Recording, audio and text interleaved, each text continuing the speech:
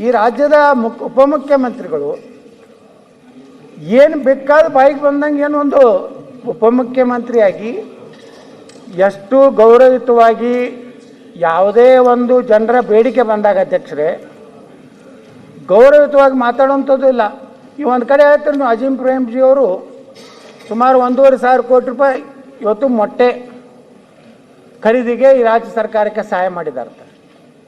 ಅವರಿಗೆ ನೀವು ಹೇಳ್ತೀರಿ ಕಿರಣ್ ಮಜುಮ್ದಾರ್ ಅವ್ರಿಗೆ ಏನು ಮೋಹನ್ ದಾಸ್ ಪೈ ಅವರಿಗೆ ಹುಷಾರ್, ಭಾಳ ಮಾತಾಡಿದ್ರೆ ಕಿತ್ಕೊಂಡು ಹೋಗ್ತಿದ್ರು. ಹೋಗಿ ಯಾವುದೋ ಒಂದು ಬಡಾವಣೆಯವರು ನೀರು ಬಿಡಿದ್ರೆ ನನಗೆ ಗೊತ್ತಿದೆ ಇದೆಲ್ಲ ನನ್ನ ಮುಂದೆ ಆಟ ನಡೆಯೋದಿಲ್ಲ, ಗುತ್ತಿಗೆದಾರರಿಗೆ ಬೆದರಿಕೆ, ಈ ರೀತಿ ಒಬ್ಬ ಜವಾಬ್ದಾರಿಯುತವಾದಂತಹ ಒಂದು ಸ್ಥಾನದಲ್ಲಿರೋರು ಯಾವ ರೀತಿ ಜನಸಾಮಾನ್ಯರ ಜೊತೆಗೆ ಜನರ ಸಮಸ್ಯೆಗಳಿಗೆ ಸ್ಪಂದನೆಯನ್ನು ಮಾಡಬೇಕು ಅನ್ನೋಂಥ ಒಂದು ಪರಿಸ್ಥಿತಿ ಇವತ್ತು ಸರ್ಕಾರದಲ್ಲಿ ಇರದೇ ಇರೋದ್ರಿಂದ ಒಂದು ಕಡೆ ನೀವು ಹೇಳ್ಕೊತೀರಿ ನಮ್ಮ ಸರ್ಕಾರ ಪಾರದರ್ಶಕ, ಅತ್ಯಂತ ಇಡೀ ದೇಶದಲ್ಲಿರುವಂಥ ಅನೇಕ ಸಂಸ್ಥೆಗಳು ನಮ್ಗೆ ಅನೇಕ ಸರ್ವೆ ಪ್ರಕಾರ ನಮಗೆ ಭಾಳ ಒಳ್ಳೆಯ ನೋಡ್ರಿ,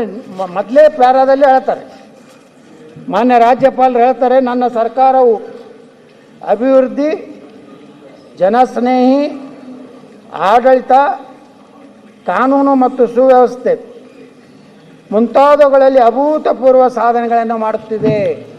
ಇದ್ರಾಗ ಏನಾದರೂ ಒಂದರ ಸತ್ತಿದೆ ಅಧ್ಯಕ್ಷರೇ. ಈ ರೀತಿ ಪರಿಸ್ಥಿತಿಯಲ್ಲಿ ಅಧ್ಯಕ್ಷರೇ ನಾ ಮುಖ್ಯಮಂತ್ರಿಗಳಿಗೆ ವಿನಂತಿ ಮಾಡ್ಕೋತೀನಿ, ನೀವು ನಿಮ್ಮ ಕಾಲದಲ್ಲಿ ಇನ್ನಾದ್ರೂ 2.5 ವರ್ಷ ಇದೆ, ಈ ಆಡಳಿತ ವ್ಯವಸ್ಥೆಯಲ್ಲಿ ಒಂದು ರೀತಿ ಗೊಂದಲ ಇದೆ. ನವೆಂಬರ್ ಕ್ರಾಂತಿಯೋ, ಡಿಸೆಂಬರ್ ಕ್ರಾಂತಿಯೋ, ಜನವರಿ ಕ್ರಾಂತಿಯೋ, ಯಾವ ಕ್ರಾಂತಿ ಆಗ್ತಿತ್ತೋ ಅಥವಾ ಇಲ್ಲೋ, ಇಲ್ಲಾಂದರೆ ಇದೇ ಮುಖ್ಯಮಂತ್ರಿಗಳು 5 ವರ್ಷ ಪೂರ್ತಿ ಮುಗಿಸ್ತಾರೆ ಅನ್ನೋಂಥದ್ದು ಈ ರಾಜ್ಯದ ಜನರಿಗೆ ಸಂದೇಶ ಹೋದರೆ, ಈ ರಾಜ್ಯದ ಅಧಿಕಾರಿಗಳಿಗೆ ಸಂದೇಶ ಹೋದರೆ ಮಾತ್ರ ಆಡಳಿತದಲ್ಲ ಏನು ಕುಸಿತ ಆಗಿದೆ. ಆಡಳಿತದಲ್ಲಿ ಇವತ್ತು ಅಧಿಕಾರಿಗಳು ಯಾರ ಕಂಟ್ರೋಲ್ನಲ್ಲಿ ಇಲ್ಲ. ಅವರಿಗೆ ಗೊತ್ತು ಇವತ್ತು ಇವರು ಇರ್ತಾರೆ, ನಾಳೆ ಹೋಗ್ತಾರೆ, ನಾವು ಯಾಕೆ ಕೆಲಸ ಮಾಡೋಣ, ಯಾಕೆ ರಿಸ್ಕ್ ತಗೋಣ ಅನ್ನೋಂಥ ಒಂದು ವಾತಾವರಣ ಏನು ನಿರ್ಮಾಣ ಆಗಿದೆ.